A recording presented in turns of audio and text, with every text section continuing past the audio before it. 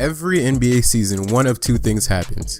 Either A, a player comes out of nowhere and sets the world on fire like your CJ McCollums, or B, a young guy who was already on the map takes a leap towards stardom. For example, Giannis Antetokounmpo. These players play an integral role in their team's success and are awarded for their hard work with the Most Improved Player award. This season there will be a tight race between these 5 candidates that I will list to see who takes the biggest leap and makes their move towards superstardom. Number 1, Zach LaVine. Last season, Zach put up an efficient 19 points per game while shooting above league average from 3. He was the 3rd scoring option on the young Timberwolves team behind Andrew Wiggins and Karl Anthony Towns. And although he came into the league as a point guard, he was turned into a shooting guard to help support ball-dominant players such as Ricky Rubio and Andrew Wiggins. He was traded to the Chicago Bulls, who have decimated their roster and surrounded LaVine with rookie Lauri Markkanen and second-year player Chris Dunn.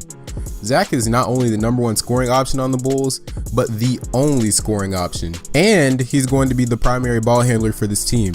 I can see his scoring improve tremendously since he's shown the ability to create his own shot and has the athleticism to get to the rim and finish. The thing that would set Zach apart from these other players is his potential playmaking ability. As I said, before he was a point guard coming out of UCLA, and as the primary ball handler, I can see him being like a poor man's James Harden. I can see Zach averaging around 25 points, 3 rebounds, and 5 or 6 assists with his newfound freedom. Number 2, D'Angelo Russell. Russell has had an interesting first couple of seasons in the NBA. First, he had to deal with Byron Scott benching him and deferring to Kobe for his farewell tour. His second season wasn't too hot. However, he showed promise as a shooter and primary ball handler, but his lack of athleticism really hurts him defensively. And his athleticism, or lack thereof, forces him to take mid-ranges, which he's not the most efficient at taking. However, in Brooklyn, he's the primary scoring option, and I expect him to play his natural position as shooting guard next to Jeremy Lin.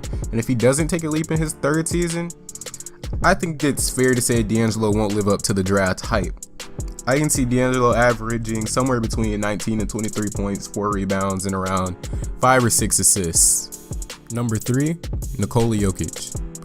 What's a Notzay video without mentioning Jokic? Advanced statistics love him, I love him, no way he doesn't make this list. He basically got a fair shot at showcasing his skills in the second half of the season, and he put up 19.2 points, 11.5 rebounds, 6 assists on 56.9, which is basically 57% field goal shooting, 31% from 3, 85% from the line, and at the start of next season, he'll have the team in the palm of his hands. For Jokic, the only way is going up. I see him averaging 20 points, 11 rebounds, 5 plus assists with more efficient scoring. Number 4, Miles Turner. Miles did a lot of deferring to Paul George last season, and now it's his time to shine. He can play inside and out. He's athletically gifted.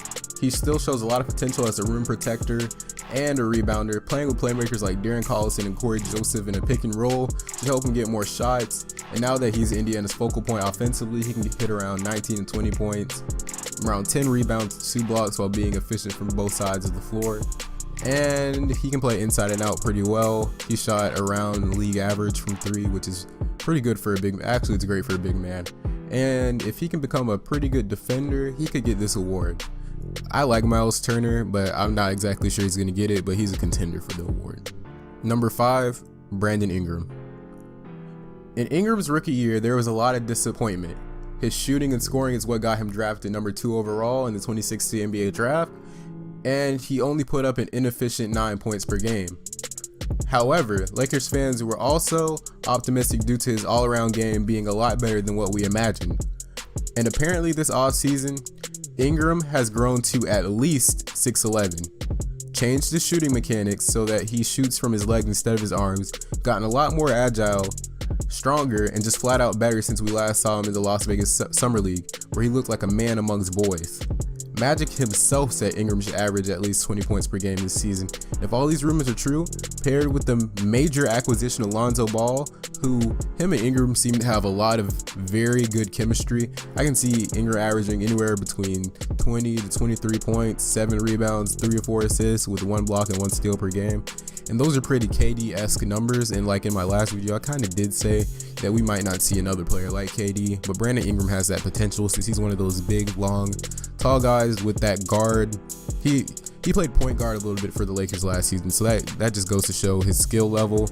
And if his scoring ever catches up to where he is in all the other categories, he can be a KD-esque player. And that's it. This was a pretty short video. It's only around 5 minutes, but hey, like, subscribe, and I am out.